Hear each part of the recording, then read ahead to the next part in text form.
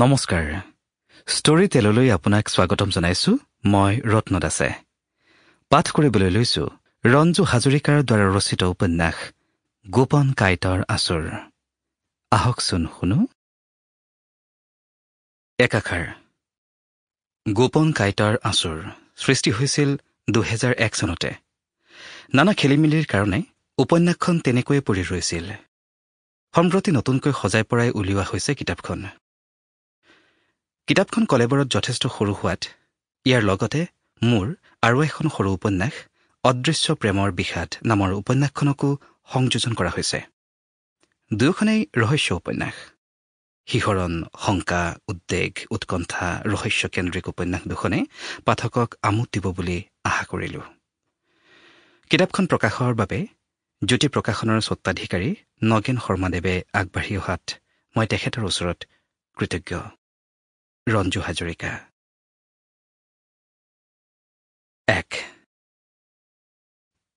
কি ভাবিছা প্ৰখেন এনেদৰে মৌনতাৰ মাজেৰেই সময়বোৰ পাৰ কৰি দিবা নেকি পুৰবীয়ে গাৰে ঠেলা এটা মাৰি প্ৰখেনক সুধিলে প্ৰখেনে হাঁহিলে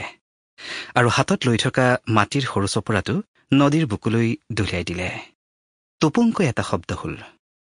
নিজকে বৰ ৰহস্যময় কৰি তুলিছা দেখোন কি ভাবিছা কোৱা না পুৰবীয়ে জোৰ দি সুধিলে শুনিবা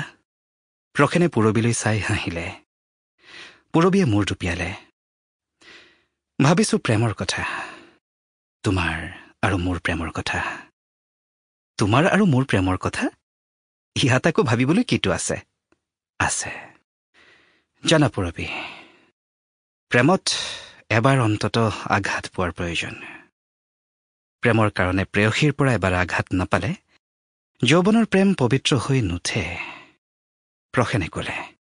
কি বাজে কথা কৈছা তুমি মোৰ পৰা আঘাত বিচাৰিছা পুৰবীয়ে অভিমান ভৰা কণ্ঠেৰে প্ৰশ্ন কৰিলে প্ৰখেনে হাঁহি মূৰ দুপিয়ালে ঠিক আছে মই তোমাক তেন্তে এনে আঘাত দিম যে পুৰবীৰ কথাষাৰ শেষ হোৱাৰ পূৰ্বেই প্ৰখেনে পুৰবীৰ মুখত হাত এখন দি কথা ক'বলৈ বাধা দি ক'লে তেনেকৈ নকবা পুৰবী মই ধেমালি কৰিছো কেতিয়াবা ধেমালি সঁচা হৈ পৰে প্ৰখেন এতেকে এনে ধেমালি নকৰিবা পুৰবীয়ে ক'লে মোৰ জীৱন সংগিনী হৈ তুমি জানো সুখী হ'ব পাৰিবা পুৰবী আজি আকৌ হঠাৎ এই প্ৰশ্ন কিয় আজিয়েই নহয় এই প্ৰশ্ন মোৰ মনত সদায় জাগে ধনীৰ দুলালী তুমি মই হলো এক সাধাৰণ মেজিচিয়ান যাদুকৰ আনৰ অনুগ্ৰহৰ ওচৰত মোৰ জীৱন নিৰ্ভৰ কৰে তোমাৰ মা দেউতাই কাইলৈ মোক হাজাৰটা প্ৰশ্ন কৰিব প্ৰখেন তুমি বলিয়া হৈছা এদিন তুমিয়ে কৈছিলা পৃথিৱীৰ কোনো দুখেই দুখ হৈ নাথাকে যদিহে মোৰ দ্বাৰা মোৰ পৰা আমালৈ ৰূপান্তৰিত হয় আজি এইবোৰ কথা শুনাবলৈকে তুমি মোক নৈৰ পাৰলৈ লৈ আহিছিলা নেকি তোমাৰ মোৰ প্ৰেমৰ কথাটো আজিও তোমাৰ মা দেউতাই নাজানে কেতিয়াবা জানো কৈছা প্ৰখেনে সুধিলে নাজানে বুলি কেনেকৈ কওঁ মই যদিও কোৱা নাই বোধহয় মা দেউতাই গম পায় পুৰবীয়ে ক'লে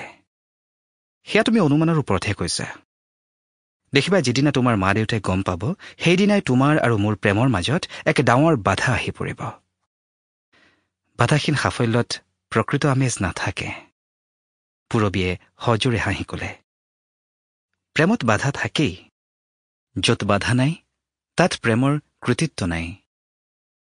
কিন্তু কথাবোৰ তুমি ইমান সহজভাৱে নল'বা পুৰবী যেতিয়া আমাৰ প্ৰেমলৈ দুৰ্যোগ নামি আহিব তেতিয়াহে বুজিবা জীৱনৰ ৰং কি আমাৰ এই সোণালী দিনবোৰ তেতিয়া স্মৃতি হৈ ৰ'ব প্ৰাণত গভীৰ আঘাত হানিবলৈ জীৱনত দুৰ্যোগ দুৰ্দশা আছে বাবেই জীৱন ৰোমাঞ্চকৰ কিন্তু তোমাৰ পিতৃ মাতৃৰ কথা পেলাব নোৱাৰিবা তুমি তেওঁলোকে তোমাক বাধ্য কৰাব তোমাৰ প্ৰেমৰ বিসৰ্জন দিবলৈ প্ৰখেনে গম্ভীৰ স্বৰেৰে ক'লে মই পিতৃ মাতৃৰ অনুগত ঠিকেই কিন্তু সেই আনুগত্যৰ বাবে মই মোৰ প্ৰেমক বিসৰ্জন দিবলৈ কেতিয়াও প্ৰস্তুত নহওঁ Sample complete. Ready to continue?